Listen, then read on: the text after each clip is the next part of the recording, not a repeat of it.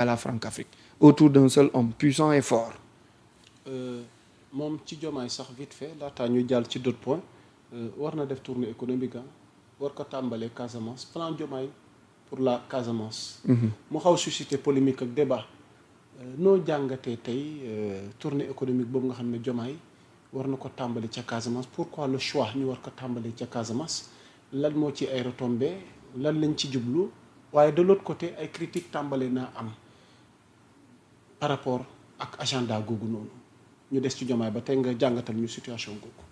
xam na Diomaye xam na ni bu demee Casamance dañ koy yuuxu xam na ko ñoom ñëpp xam nañ ko xam na ni bu demee Casamance bu ñu génnee ci mbedd yi dañ leen di yuuxu dañ leen di takkal morceau bu xonq Casamance fiefu Sonko la pourquoi mu dem fa.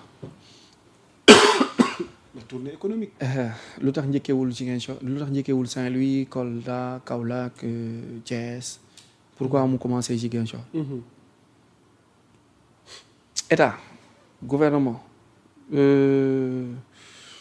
avec tous les moyens le renseignement qu'ils ont avec tout ce qu'ils ont comme élément de réponse xam na ni dañuy dem ci zone à risque ba pare ñu njëkkee fa c'est que parce que kon kay problème bi du dem pour visite kese ngay dem ñu yuuxoo la non du dem du loolu kese du dem pour ñu yuuxoo ko man je vois que il part malgré les injures yi mu fay fekk il part pour un calendrier pour un programme défini loolu nag moom rek moo ko xam su ma njorte ça peut être le renseignement ça peut être la diplomatie ça peut être aussi la stratégie politique économique mais diplomatique mais aussi le renseignement parce que boo demee ci zone renseignement par rapport à quoi? Oui, parce que renseignement. ku ne xam na ni zone la zone de tension. zone de tension la donc s'il part il part pour un but bu nga xamante ni c'est un pouvoir régalien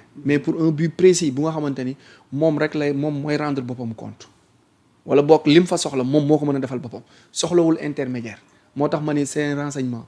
loolu tax jar na yuuxu. non ñi ci biti bu génnee ci mbedd bi nii ñi ci biti ñooñu ñoo koy yuuxoo mais au fond fa mu jëm wala la muy waxee ñi ci biti xamuñu ko boobu ça lui concerne moom directement moom ak ñi mu seqal wala ñoom ak ñi muy waxal. yuuxoo bi nga séntu ni nar na fa moom a jaaxal. waaw non yuuxoo bi dina génn ci mbedd bi dina tàllal loxo nit ñi dina au moins cortège am dina romb même bu tàllalu loxo cortège am dina romb donc xam na ni foofu zone à risque la mais yuuxu bi dafa am prix.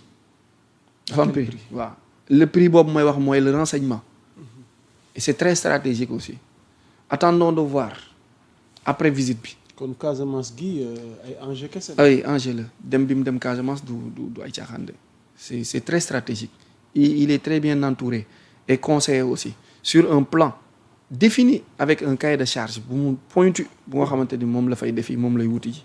ok du ay faux.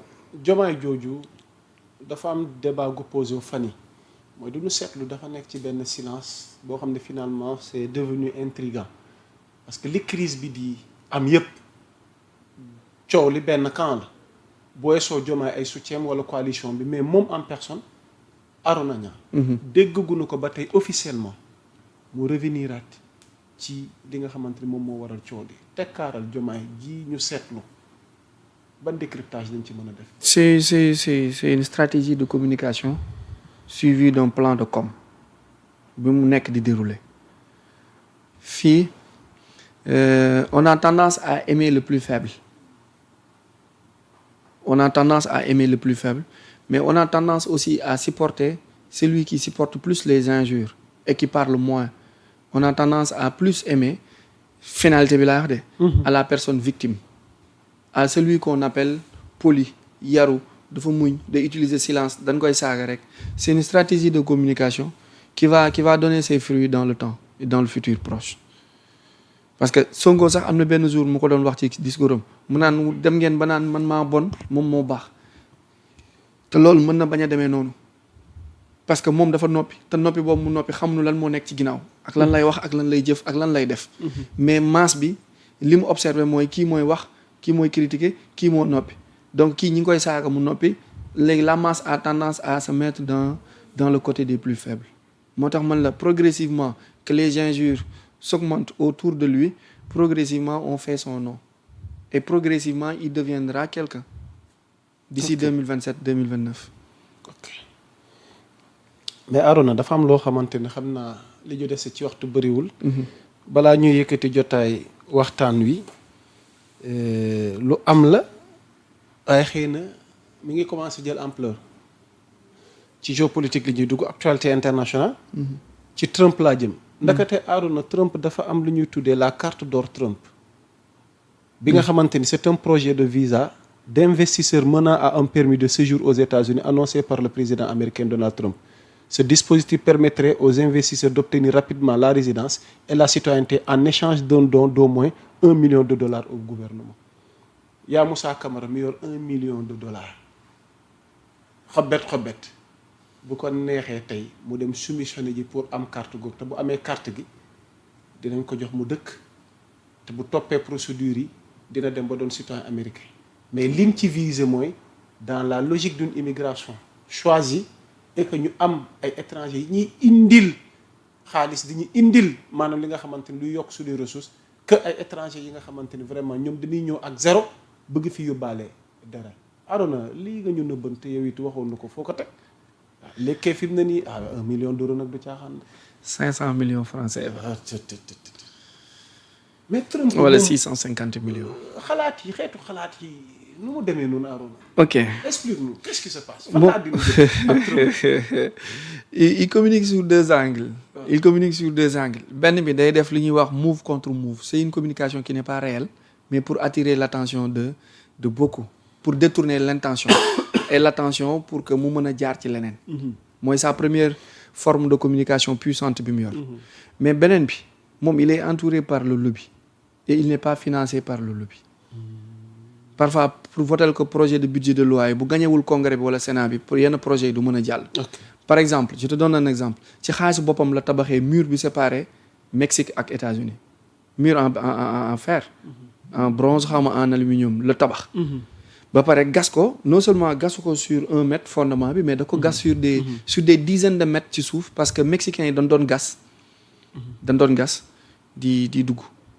di gas ba ci suuf gas ay tunnel gas ba ci suuf. di dugg ji li balaa waxtu wi di du jeex nga sóoraale ko Assane Diaw tamit finalement forfait.